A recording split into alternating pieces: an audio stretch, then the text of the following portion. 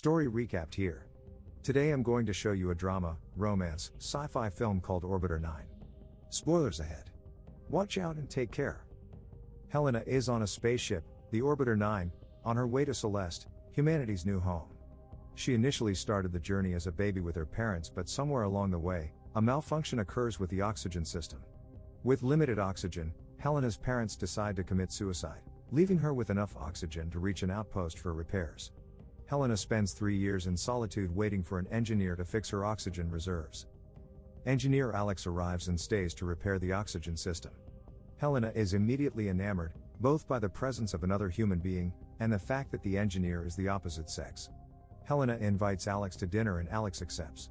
Helena is starved of human interaction, having only her parents to interact with her whole life and being alone for the past 3 years. The following day, Alex finishes repairing the ship's oxygen system and prepares to return to his outpost. That night, Helena sneaks into his quarters and lays on top of him. Helena tells Alex that she'll be spending the next 20 years alone in the spaceship, and this night may be her only chance to be with another human being. Helena leans in for a kiss and the pair have sex.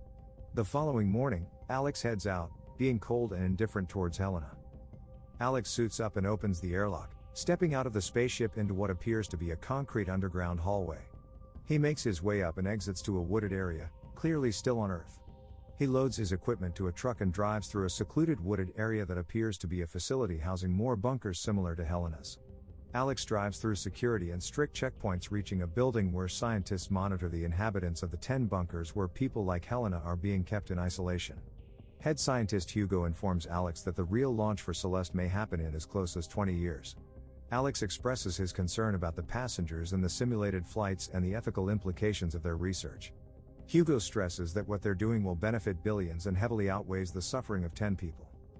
Alex heads home and a news report reveals that Alex was the engineer responsible for a spacecraft that launched 5 years ago, carrying a crew of 207 headed for Celeste.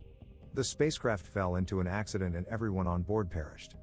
This event set back humanity's advancements to leave for Celeste, and Alex is clearly distressed by this fact. The following day, Alex heads to his therapist Sylvia. Overcome by guilt, Alex reveals the details of the project to her. At home, Alex stares at pictures and a recording of Helena and seems he can't get her out of his thoughts. He monitors Helena live via the camera feed in her spaceship and finally decides to get her out. The next morning, Alex heads to Helena's bunker. Inside Orbiter 9, Helena panics when a warning blares informing her that a spacecraft has docked with her. The airlock opens and she sees it's Alex in regular clothes. Helena is in disbelief as Alex tells her the truth. He asks her to go with him and leave, but she refuses until he shows her a camera monitoring her, as well as a microchip implanted in her that monitors her vital signs and bodily functions. Alex hacks into the ship and routes a video recording of Helena so nobody would notice her gone. The pair then head out. Helena steps out of the dark bunker for the first time and is completely dazed by the sunlight. She has trouble seeing and even walking, being new to the air and the environment. Alex tells Helena all about the experiment and stresses that nobody should know about her existence. Helena says she wants to see her parents, but Alex stresses that must never know she's made it out. The pair eventually reach Alex's apartment and Helena explores the apartment, discovering whatever knickknacks and gadgets and even experiences reign for the first time. The next day, Alex heads to Sylvia and informs her of what he's done. Concerned for his safety, Sylvia promises to help him out in case things get worse. That night, Helena and Alex head out to the city and Alex shows Helena his favorite spots. The couple shares a meal and Alex shows her new food and experiences she never got to have. They even head to a massive aquarium and Alex explains that soon all the fish will have to live in aquariums as the oceans could become too toxic. Several days pass and Alex shows Helena his home office where he keeps tabs on everyone in all the orbiters.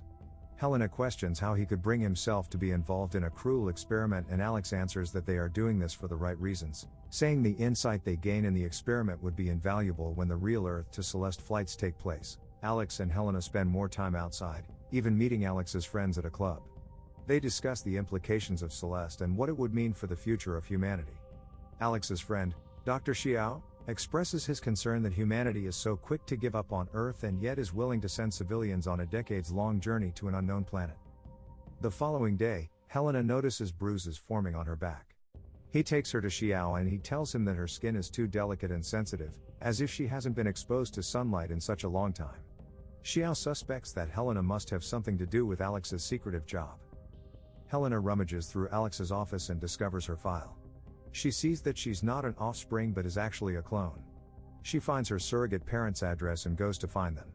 Meanwhile, Alex heads back to their headquarters and attends a meeting where Hugo meets with their top investors and head scientists, and he stresses the importance of their project. He goes on to say they're the only city with a heavy focus of consideration for the future and how they're paving the way for mankind's survival.